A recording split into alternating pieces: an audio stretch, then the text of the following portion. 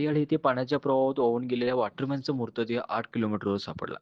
तारियाळ येथील ग्रामपंचायतीतील पाणीपुरवठा विभागात वॉटरमॅन म्हणून कार्यरत असलेले सुरेश निजगुणी गोंडनवर वय 51 हे वाढलेल्या पाण्याच्या प्रवाहात वाहून जाऊन मृत्युमुखी पडल्याची दुर्दैवी घटना घडली.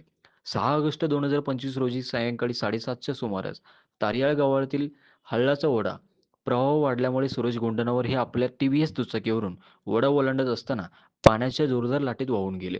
दुसऱ्या दिवशी 7 ऑगस्ट रोजी त्यांची मोटरसायकल ओढ्याच्या पात्रातच अपघाताच्या ठिकाणापासून सुमारे 1 किलोमीटर अंतरावर सापडली. घटनेनंतर सलग 5 दिवस तारियाळ गावापासून तिगडी धरण परिसरापर्यंत ओढ्याच्या दोन्ही काठांवर आणि पाण्यात तीव्र शोधमोहीम राबवण्यात आली. अखेर 10 ऑगस्ट रोजी अपघाताच्या ठिकाणापासून जवळपास 8 किलोमीटर अंतरावर गेनिकोप्पा गावाजवळ त्यांचा मृतदेह सापडला. मृतदेहाची पंचनामा कारवाई करून तो पोलिसांच्या ताब्यात देण्यात आला.